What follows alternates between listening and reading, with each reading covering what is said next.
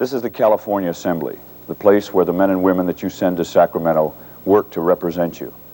I'm Bob Moretti, and I'm Speaker of the Assembly. The people who founded this country had a new concept about how government ought to operate. And that idea of representative government is now in jeopardy because of Proposition 1.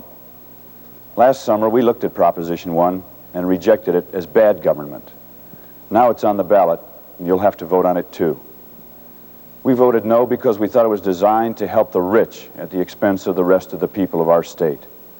We also voted no because it would take the tax and budget decisions out of the hands of your representatives and put them in the hands of the governor and a small minority of legislators.